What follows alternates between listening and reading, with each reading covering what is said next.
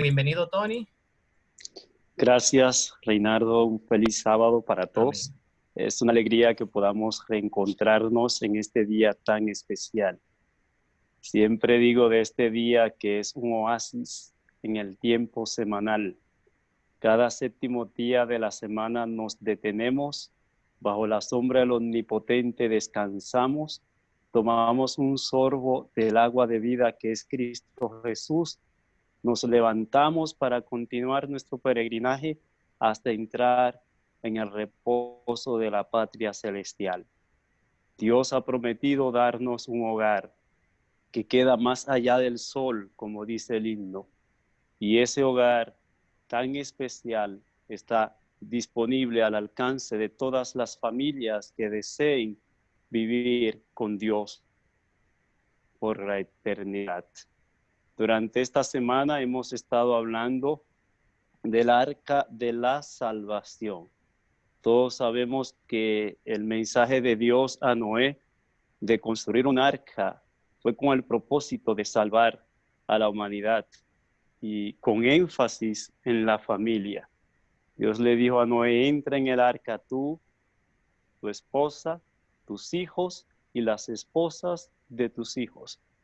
Por eso en esta semana hemos estado enfatizando la importancia que tiene la familia para Dios. Para nosotros el círculo íntimo de la familia es el lugar más especial sobre esta tierra. Y sé que el anhelo de nosotros es que nuestras familias tengan paz, seguridad. Una de estas noches veíamos que en este mundo nada ni nadie nos puede brindar seguridad, que nuestro único refugio seguro es el Dios de Jacob. Estamos casi llegando al final de nuestra programación, pero quisiera en esta noche agradecerle de manera muy especial a mi Dios, y yo sé que todos ustedes están agradecidos de Dios por la manera como en su amor, su bondad, su misericordia, Él nos ha permitido llegar hasta aquí. A pesar de las dificultades, de las pruebas, el Señor siempre está con nosotros. En esta noche, el tema es muy especial. No sé cuántos de ustedes cenaron ya. Me imagino por ser las 8:00 de la noche que muchos de ustedes habrán cenado ya.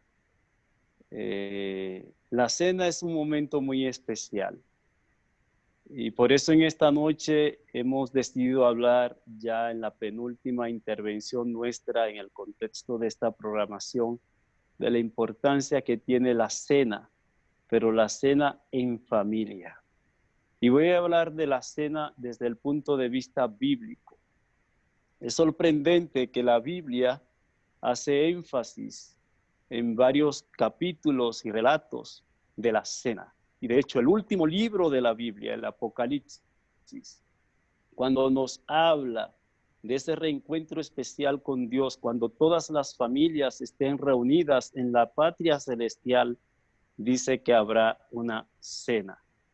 Así que en esta noche, antes de abrir la palabra de Dios, la Santa Biblia, quisiera que una vez más nos encomendemos al Padre a través de la oración. Padre, gracias. Gracias por la semana que nos diste. Gracias por la oportunidad de entrar una vez más en tu santo día de reposo. Para nosotros es una experiencia muy especial. Hoy te reconocemos como nuestro creador. No somos un accidente en el universo. No estamos aquí sin rumbo y sin propósito. Tú nos trajiste a la existencia con un plan. Tu deseo, tu anhelo es nuestro bienestar eterno. Hiciste todo bueno en gran manera para nosotros, pero tristemente, la casa que recibimos perfecta, como malos inquilinos, la dañamos. Dotaste de agua, de toda la vegetación, de todo el ambiente necesario, favorable para ese equilibrio y ese bienestar, tanto del reino animal, vegetal, como de nosotros, tus hijos, a los que nos creaste a tu imagen y semejanza. Sin embargo, hoy el mundo, el planeta está tan deteriorado, no por culpa tuya, sino por culpa nuestra, Padre. Y tú nos amas tanto que a pesar de los daños que le hemos provocado a la casa que nos entregaste, a nuestros propios cuerpos, a la sociedad, aún así tú nos has dado un mensaje de esperanza. Has dejado una puerta abierta para que todo el que entre por ella pueda tener garantía de salvación y vida eterna. En esta noche, Padre, queremos encomendarnos a ti de manera especial, a cada familia que está conectada, que podamos, a la vez que estamos conectados a través de esta plataforma digital, que también podamos estar conectados a través del medio más eficaz, es a saber, tu palabra y la oración. Gracias por esta semana que nos has regalado, Padre. Ahora, al abrir tu palabra, que cada corazón se pueda abrir para recibirla y que el Espíritu Santo sea nuestro Maestro. En el nombre de Jesús. Amén. Bien, en esta noche hacía la pregunta de cuántos de ustedes ya cenaron. Yo no he cenado, para mí todavía es muy temprano. Y sí quiero hablarles de una cena muy especial. En los tiempos bíblicos, la comida más importante no era el desayuno, no era el almuerzo, era la cena. No sé si ustedes han notado o se han preguntado por qué la Biblia habla de la cena y hace tanto énfasis en la cena. Desde los tiempos antiguos, cuando el pueblo de Israel fue sacado de la esclavitud, justo antes de salir de Egipto, el Señor dio una orden de que cada familia, escuchen bien, hemos hecho énfasis en que el plan de Dios es salvar la familia. En el capítulo 12 del libro de Éxodo nos habla de un tema muy especial. Luego el libro de Números también se repite el relato con relación al plan de Dios para la familia. Y yo quiero en esta noche, mis amados, que al ver este relato, capítulo 12 del libro de Éxodo, habla de una orden que Dios dio para el pueblo de Israel, para cada familia. El versículo 3 del capítulo 12 de Éxodo dice: hablad a toda la congregación de Israel diciendo, en el 10 de este mes tome cada uno un cordero, según las familias de los padres, un cordero por familia. Mas si la familia fuere tan pequeña que no basta para comer el cordero, entonces él y su vecino inmediato a su casa tomarán uno según el número de las personas, conforme al comer de cada hombre, haréis la cuenta sobre el cordero. Interesante. Decíamos al principio que hay una familia muy especial y es la familia extendida. O sea, mi vecino es el familiar más cercano. Antes de que llegue mi hermano, mi mamá, alguien de mi círculo sanguíneo, si se me presenta una situación, el primero en acudir se espera que sea mi vecino. O si a mi vecino se le presentase una situación, el primero en acudir debo ser yo. Por eso es necesario que haya una buena relación con todos, en especial con nuestros vecinos. Dice aquí que si por alguna razón la familia era tan pequeñita como para la condición no le permitía tener un corderito, dice, únase a su vecino. Pero hace énfasis en las familias. Ahora, si vamos al versículo para que luego ustedes lean el relato completo en sus hogares, el versículo 5 dice: el animal será sin defecto, macho de 1 año, lo tomaréis de las ovejas o de las cabras.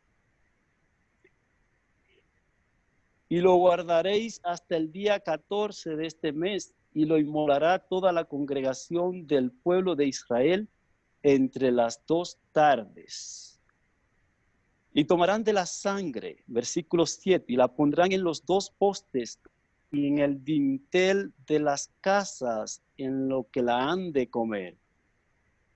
Y aquella noche comerán la carne asada al fuego y panes sin levadura, con hierbas amargas lo comerán. Ninguna cosa comeréis de él cruda, ni cocida en agua, sino asada al fuego, su cabeza con sus pies y sus entrañas. Ninguna cosa dejaréis de él hasta la mañana, y lo que quedare hasta la mañana lo quemaréis en el fuego, y lo comeréis así, ceñidos vuestros lomos, vuestro calzado en vuestros pies, y vuestro bordón en vuestra mano, y lo comeréis apresuradamente. Es la Pascua de Jehová. Así que estamos presentando el contexto en el que se dio esta fiesta especial llamada la Pascua. Versículo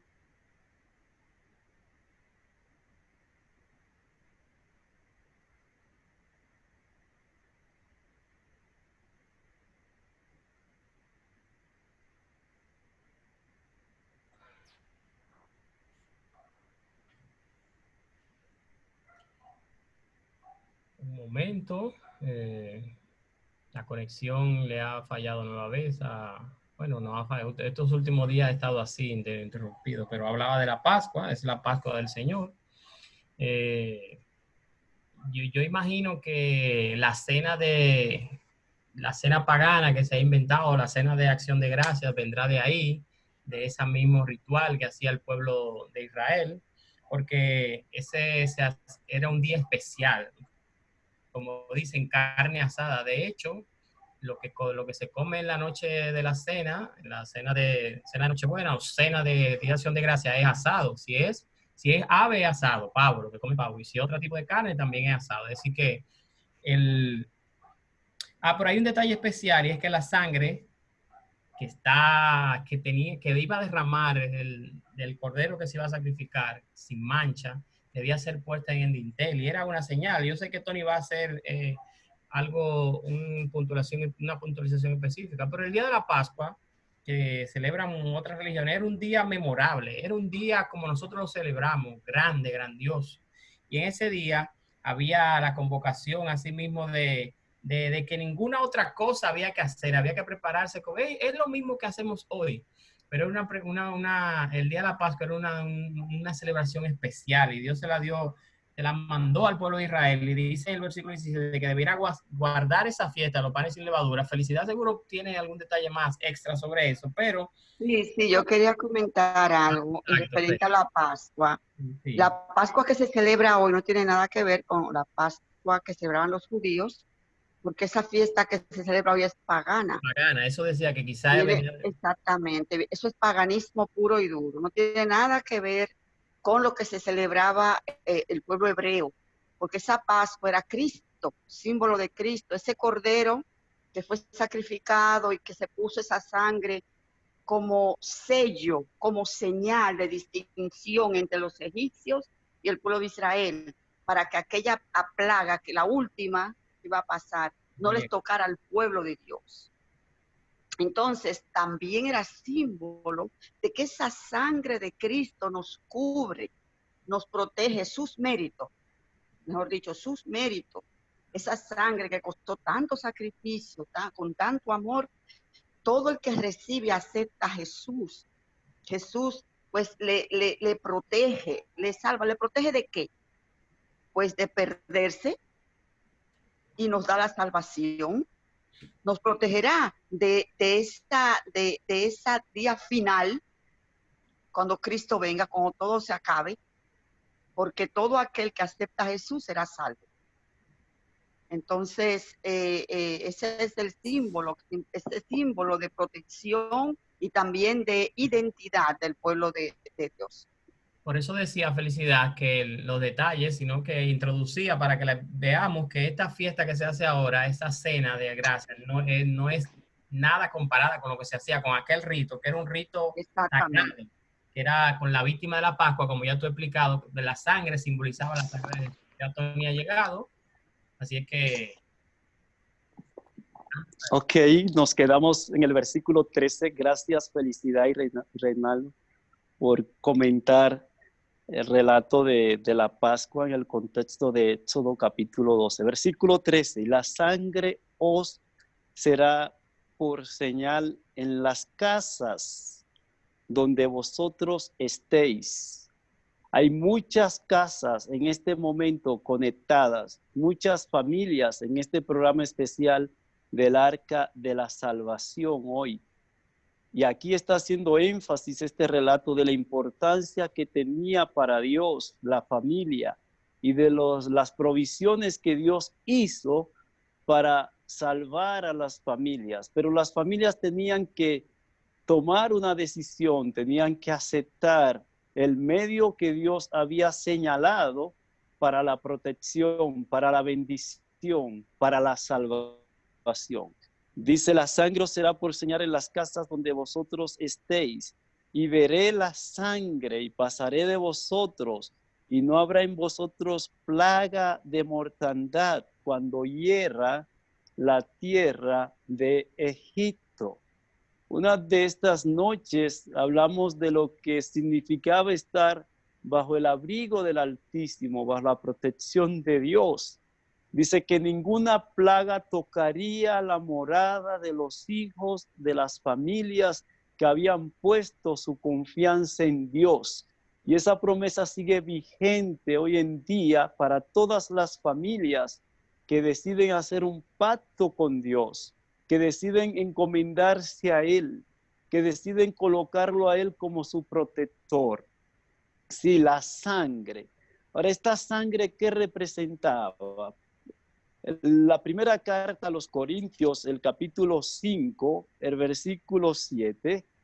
La primera carta a los Corintios, capítulo 5, versículo 7 dice, limpiaos pues de la vieja levadura para que seáis nueva masa, sin levadura como sois, porque nuestra Pascua, que es Cristo, ya fue sacrificada por nosotros. Este corderito representaba al Salvador que vendría a este mundo. Señalaba a Jesús como el Cordero de Dios que quita los pecados del mundo. Por eso, cuando Juan allí estaba bautizando en el río Jordán y vio a Jesús, dijo estas palabras maravillosas: he aquí el Cordero de Dios que quita los pecados del mundo.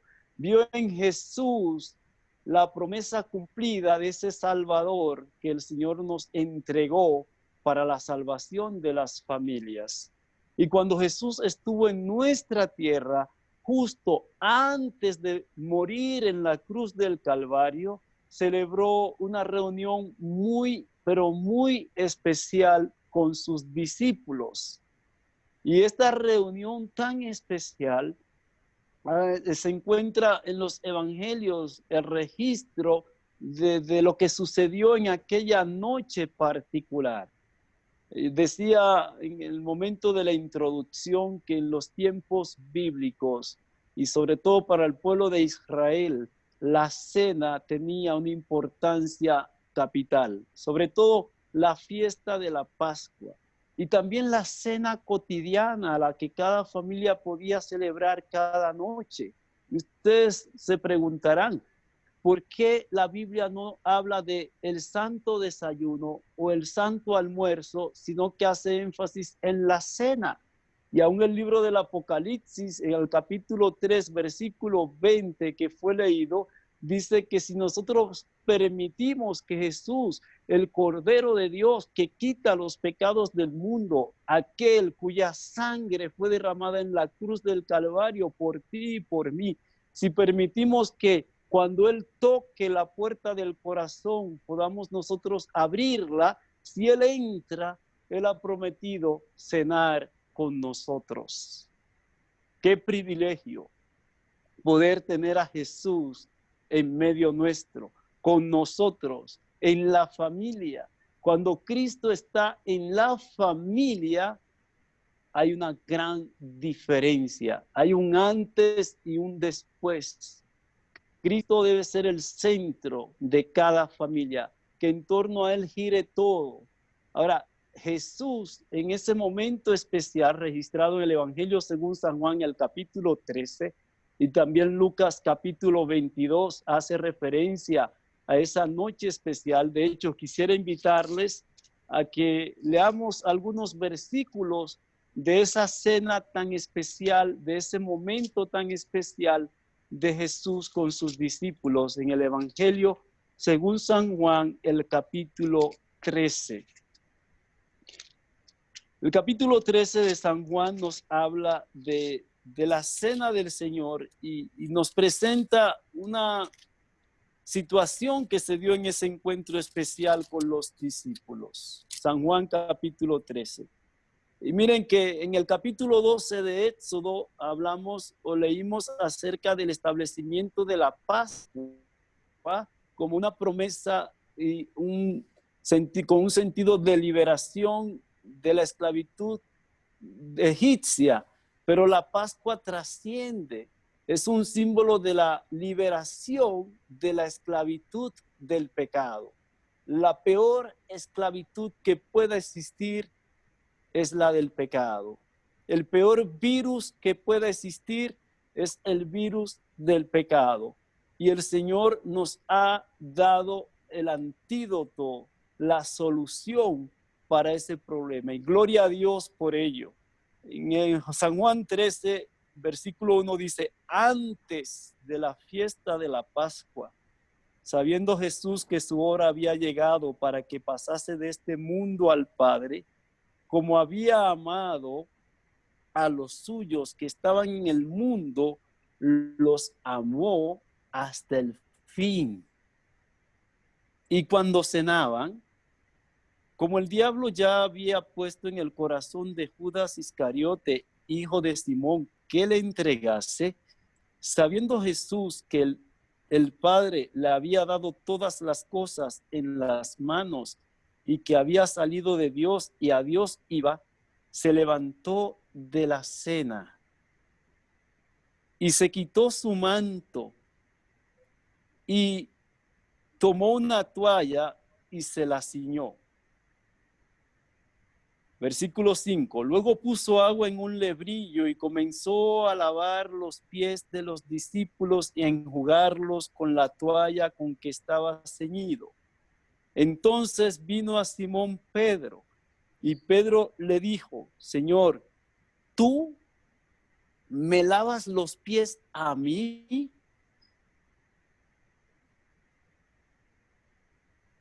Respondió Jesús y le dijo, lo que yo hago, tú no lo comprendes ahora, mas lo entenderás después. Interesante. Sí, muchas de las cosas que Dios hace no las entendemos ahora, pero vamos a entenderlas después. Versículo 8, Pedro le dijo, no me lavarás los pies jamás. Jesús le dijo, le respondió, si no te lavare, no tendrás parte conmigo. Interesante. ¿Por qué Pedro se negaba, se rehusaba a aceptar que Jesús lavase sus pies?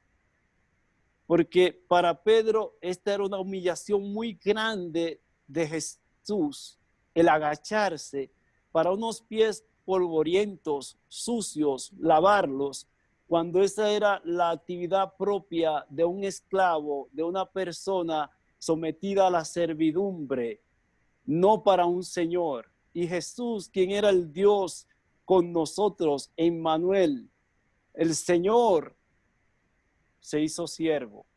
Y es importante que entendamos cuál fue la realidad de la humanidad de Cristo. Cristo, siendo creador, se hizo criatura, siendo rico, se hizo pobre, siendo inmortal, se hizo mortal, siendo omnipresente, se hizo presente, siendo rey, se hizo siervo. Y en su condición de rey y señor, ahora está lavando los pies de los siervos. Y Pedro por eso se rehusaba. Pero Jesús le dice, Pedro, si no lavo tus pies, no vas a tener parte en mi reino. Y para Pedro lo más importante era formar parte del reino de Cristo. Y al Jesús decirle estas palabras, Pedro entonces reacciona. Versículo 9, le dijo Simón Pedro, Señor, no solo mis pies, sino también las manos y la cabeza. Jesús le dijo, el que está lavado no necesita sino lavarse los pies, pues está todo limpio y vosotros limpios estáis, aunque no todos. ¿Qué estaba diciendo Jesús? Jesús estaba diciendo que cuando tú y yo estamos lavados por su sangre, cuando nos hemos bañado, cuando hemos bajado a la tumba líquida del bautismo, cuando somos bautizados como Él fue bautizado y continuamos con nuestro peregrinaje por este mundo, es posible que nuestros pies se llenen de polvo, es posible que se ensucien, pero Jesús dijo, el que ya fue lavado con mi sangre, el que ya fue bautizado, no necesita volver a bautizarse, sino permitir que yo pueda lavar sus pies, renovar su pacto conmigo y continuar caminando hasta ese día glorioso cuando podamos entrar por las puertas de la santa ciudad y ya nuestros pies nunca más se vuelvan a ensuciar. Y Pedro entonces, como anhelaba formar parte del reino, estaba dispuesto a ser bañado, lavado completo, su cabeza y sus pies. Tú y yo, si ya hemos aceptado a Jesús como Salvador personal, si ya hemos sido bautizados como Él fue bautizado, en la tumba líquida, allí, si hemos sido sepultados juntamente con Él por medio del bautismo, lo que necesitamos es renovar nuestro pacto con Él. Ahora, ¿por qué Jesús en este momento, en esta ocasión, aprovechó para lavar los pies de los discípulos a la vez que cenó con ellos? ¿Cuál es la importancia? ¿Cuál es el sentido que tiene la cena desde el punto de vista espiritual? Si vamos al Evangelio según San Lucas, el capítulo 22, en San Lucas capítulo 22, allí se nos habla, de nuevo hace referencia a la fiesta especial que celebraban los judíos en conmemoración de su liberación. Dice el versículo 1, estaba cerca la fiesta de los panes sin levadura que se llama la Pascua, y los principales sacerdotes y los escribas buscaban cómo matarle, porque temían al pueblo. Y entró Satanás en Judas, por sobrenombre Iscariote, el cual era uno del número de los 12. Y este fue y habló con los principales sacerdotes y con los jefes de la guardia de cómo se lo entregaría. Ellos se alegraron y convinieron en darle dinero. Y él se comprometió y buscaban oportunidad para entregárselo a espaldas del pueblo. Versículo 7. Llegó el día de los panes sin levadura, en el cual era necesario sacrificar el cordero de la Pascua. Y Jesús envió a Pedro y a Juan diciendo, y prepararnos la Pascua para que la comamos. Ellos le dijeron, ¿dónde quieres que la preparemos? Él les dijo, he aquí, al entrar en la ciudad os saldrá al encuentro un hombre que lleva un cántaro de agua. Seguidle hasta la casa donde entrare. Y decía al padre de familia de esa casa, el maestro te dice, ¿dónde está el aposento donde he de comer la Pascua con mis discípulos? Entonces él os mostrará un gran aposento, alto, ya dispuesto, preparad allí. Versículo 15. Y les dijo, cuánto he deseado comer con vosotros esta Pascua antes que padezca. Jesús anhelaba comer con sus discípulos en aquella noche de Pascua. Jesús anhela comer contigo, comer conmigo. El versículo 16, porque os digo que no la comeré más hasta que se cumpla en el reino de Dios. La próxima gran cena que Cristo quiere y va a celebrar será con todas las familias redimidas de la tierra, pero esta cena se celebrará en la patria celestial. No olvidemos que antes de irse, Él dijo, yo me voy, pero voy a regresar por ustedes. Y al regresar por ustedes los llevaré al hogar de la patria eterna para que allí estén conmigo. Ahora Jesús está diciendo, esta es la última cena que voy a compartir con ustedes. Esta es la última Pascua. Ahora, la próxima vez que cene con ustedes, esta comida especial será allá en la casa donde ya no habrá muerte, no habrá dolor, no habrá clamor, no habrá enfermedades, no habrá nada que traiga tristeza al corazón humano. La Santa Cena, versículo 17. Y habiendo tomado la copa, dio gracias y dijo, tomad esto y repartidlo entre vosotros, porque os digo que no beberé más del fruto de la vid hasta que el reino de Dios venga. Y tomó el pan y dio gracias y lo partió y les dio diciendo, esto es mi cuerpo que por vosotros es dado, haced esto en memoria de mí. El Señor nos dejó la cena, la Santa Cena, como un símbolo de lo que es su sangre, de lo que es su cuerpo. Y nosotros como familia de la fe, como hijos de Dios, estamos llamados a conmemorar este día especial, a renovar nuestros votos matrimoniales espirituales con el Señor cada cierto tiempo, así como las parejas, cada cierto tiempo, cuando hay un aniversario, se hacen una fiesta, una reunión, una cena especial, una salida especial. El Señor está diciendo, todos aquellos que se han casado conmigo, que se han unido conmigo, que son parte de mi reino, también es necesario que hagan renovación de esos votos matrimoniales espirituales conmigo.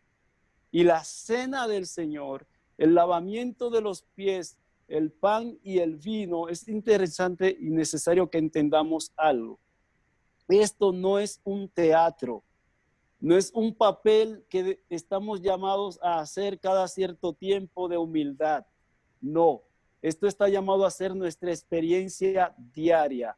Nuestra actitud y nuestro espíritu de servicio debe ser manifiesto a todos aquellos que Dios ponga en contacto con nosotros. Dios nos tiene sobre la tierra con un propósito, decía hace unas noches, no para que nos salvemos, ya por su gracia nosotros somos salvos, nos deja sobre la tierra para que otros reciban la bendición que hemos recibido, para que seamos canales a través de los cuales Dios pueda obrar para la restauración de las familias que están divididas, que están destruidas, que están pasando por momentos, por situaciones muy difíciles. Y es importante que entendamos por qué una cena. Pues es una cena porque en los tiempos bíblicos, cuando las familias se levantaban, el padre de familia, los jóvenes, los demás integrantes de la familia salían de la casa y como era una economía eminentemente agrícola, todos se iban fuera de la casa durante el día y al atardecer regresaban a la casa. Y la cena era un momento de comunión, de coinonía, de relación familiar. La cena era una comida muy especial. Es como sucede hoy en muchos países, sobre todo los considerados desarrollados, aún en nuestro país. Muchas personas salen al amanecer y no llegan a su casa hasta el anochecer. Y el momento de la cena es un momento de comunión. La cena del Señor significa comunión. Si tú y yo participamos de esta cena, es porque estamos diciéndole al Señor que como familia nosotros queremos estar unidos. La cena era la comida más importante porque era el momento de compartir. Y nosotros durante esta semana hemos estado compartiendo lo que por gracia hemos recibido, compartiendo como familia cada noche el pan espiritual, la santa palabra de Dios. Y en esta noche, al hablar de la cena en familia, es necesario que entendamos que es esto muy, pero muy importante. La sociedad moderna de alguna manera ha afectado la dinámica familiar. Y aunque el coronavirus ha tenido un impacto tan negativo en la humanidad y ha traído tanto dolor y tristeza, también es necesario decir que esta crisis ha generado un ambiente favorable para que haya un tiempo para dedicárselo a la familia. Ahora más que nunca hemos tenido tiempo para estar bajo el mismo techo con papá, con mamá, con los hijos, con el esposo, con la esposa. Y aunque algunos temían o temen que este tanto tiempo juntos genere fricción, conflicto, que traiga problemas a lo interno porque estábamos acostumbrados a estar distantes, es importante que entendamos las palabras del salmista en el Salmo 133. Me encanta ese salmo y las palabras que allí presenta el salmista cuando dice, mirad cuán bueno. Salmo 33:1, mirad cuán bueno y cuán delicioso es. ¿Qué cosa? Habitar los hermanos juntos en armonía. La cena es un momento de comunión. Ahora vayamos ya al final, una vez más, a leer el texto de Apocalipsis 3:20 en esta noche, antes de finalizar. Apocalipsis 3:20. Apocalipsis 3:20 es un texto que lo hemos citado varias veces durante esta semana. Y ha sido necesario citarlo porque estamos hablando del arca de la salvación. Y el arca tenía una puerta. Y esa puerta estaba abierta hasta el día cuando Noé y su familia entraron en el arca. Dice el relato de Génesis que Jehová cerró la puerta.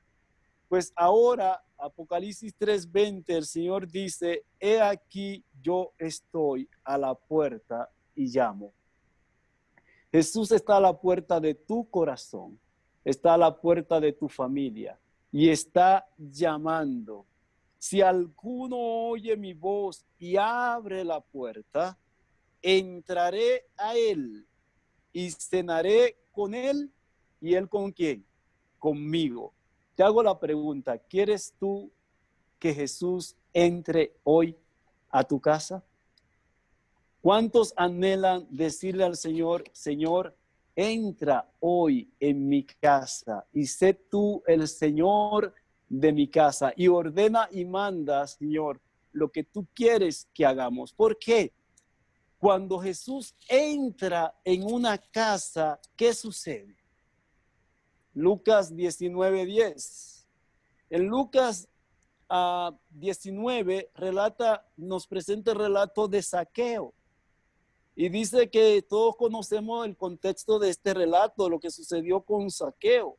Versículo 5 de Lucas 19 dice, cuando Jesús llegó a aquel lugar, mirando hacia arriba, le vio y le dijo, Zaqueo, date prisa, desciende, porque hoy es necesario que pose yo en tu casa. ¿Se imaginan el privilegio? Jesús está a la puerta y llama. Si alguno abre, él va a entrar. Ahora le dice a Zaqueo, Zaqueo, mira, bájate, porque hoy yo quiero entrar en tu casa. Hoy yo quiero sentarme en la sala de tu casa. Hoy yo quiero compartir contigo y con tu familia. Y dice que Zaqueo se bajó a prisa. Versículo 6. Y le recibió gozoso. Versículo 7. Al ver esto, todos murmuraban diciendo que había entrado a posar con un hombre pecador. Para Jesús entrar a tu casa, no te pide que la limpies. Jesús te pide que le permitas entrar porque es Él quien la va a limpiar. Cuando Jesús te pide entrar en tu corazón, no te pide que abandones todo. Él te pide, acéptame como tú estás, que yo te voy a ayudar a dejar todo lo que por ti mismo no puedes abandonar, porque el poder lo tengo yo. Tú, aunque quieras hacer lo bueno, no puedes, pero en mí todo lo puedes porque yo te fortalezco. Entonces, cuando él entra a la casa de Zaqueo, dice, Zaqueo se puso muy gozoso, pero las personas murmuraban. Jesús dijo, yo no he venido a buscar a los sanos, sino a los enfermos. Jesús vino a buscarte a ti y a mí, que estábamos enfermos por el virus del pecado, para darnos sanidad. Ahora el versículo 8, entonces Zaqueo, puesto en pie, dijo al Señor, he aquí, Señor, la mitad de mis bienes doy a los pobres, y si en algo he defraudado a alguno, se lo devuelvo cuadruplicado. Eso se llama arrepentimiento y conversión. Restaurar la prenda, reconocer los errores cometidos, si hemos agraviado a alguien, si hemos ofendido a alguien, si hemos dañado a alguien, si hemos maltratado a alguien, antes de poder disfrutar de la cena con el Señor, necesitamos primero estar reconciliados. Primero necesitamos devolver la prenda, restaurar lo que hemos dañado. Y eso será solamente posible a través de Jesús.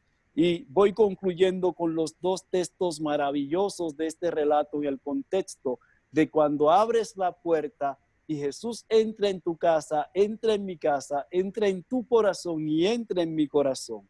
Versículo 9, Jesús le dijo, hoy ha venido la salvación a esta casa. ¿Cuándo llegó la salvación a la casa de Zaqueo? El día que Jesús entró. ¿Cuándo llegará la salvación a tu casa? El día que Jesús entre. ¿Cuándo llegará la salvación a nuestra iglesia? El día que le permitamos a Jesús que sea Él quien tenga el control. Y tú dirás, ¿por qué hablas de la iglesia como el lugar que también necesita recibir a Jesús? Porque cuando Jesús dice, estoy a la puerta y llamo, está es a la puerta de la iglesia de la Odisea, de la última iglesia, está a la puerta de nuestra amada iglesia, porque una cosa es tener la verdad y otra cosa es vivir de acuerdo a la verdad. Una cosa es poseer un conocimiento intelectual de la verdad y otra cosa es ser santificados por la verdad. Jesús hoy, en esta noche y en este momento, quiere entrar en tu casa como entró en la casa de Zaqueo. Quiere entrar en mi casa. Y si permitimos que Él entre, hará lo mismo que hizo cuando entró en aquel hogar. ¿Qué hizo Jesús? Darle perdón y darle la posibilidad y la oportunidad de salvación y vida eterna. Cuando abramos la puerta, dice Él, que entrará, cenaremos con Él y Él cenará con nosotros. Muy pronto habrá una cena en la patria celestial. Ya el menú ha sido elegido, ya los porteros han sido elegidos, ya los meseros han sido elegidos. Tú y yo no entraremos allí ni como porteros, ni como meseros, ni como cocineros. Todo ha sido preparado. Tú y yo somos los invitados especiales a esa cena. Y ya alguien pagó el precio por el cubierto, por el tenedor, por la entrada. ¿Sabe el privilegio que es cuando alguien te dice, vamos a un restaurante exquisito, especial, de una gran categoría, y te dice, y no te preocupes, que ya todo está pago? ¿Qué te parece? O sea, el cielo nos está diciendo, yo tengo un gran banquete para las familias que decidan aceptar la invitación. Y no se preocupen, vengan y coman sin precio porque ya alguien lo pagó. Jesús pagó el precio que era necesario para que hoy tú y yo podamos estar en esa mesa especial en el reino de los cielos. ¿Quieres tú cenar con Jesús? Yo quiero. De hecho, por eso he estado durante todos estos años peregrinando y procurando caminar con el Señor. Por mí mismo no puedo mantenerme en el camino, pero todo lo puedo en Cristo que me fortalece. No olvidemos que el Señor nos recibe tal como estamos, como lo hizo con el hijo pródigo, como lo hizo con Zaqueo. Pero cuando Él llega a tu casa y llega a mi casa, todo se transforma. Porque donde está Cristo está la solución a los problemas que afligen a la humanidad y en particular a las familias. en esta noche.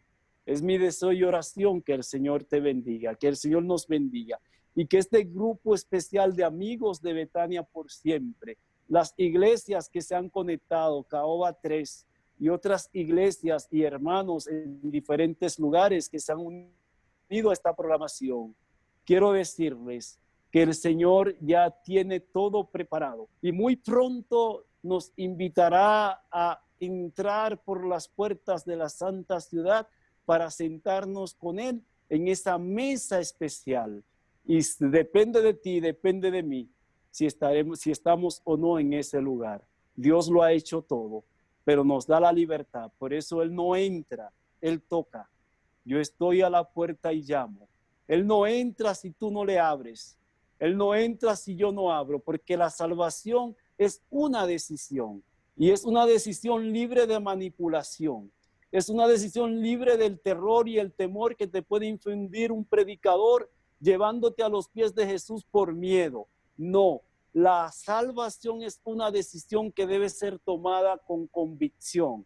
Y el único que puede darnos la convicción es el Espíritu Santo. Y el único lugar donde podemos encontrar dirección segura es en la infalible y santa palabra de Dios. Que el Señor nos bendiga. Y si no nos vemos más sobre esta tierra, porque las circunstancias no nos permitan, mi anhelo y deseo es que amigos de Betania por siempre, cuando este mundo no sea más, continuemos siendo amigos por la eternidad y nos podamos ver y abrazar en la patria celestial. Que el Señor nos bendiga.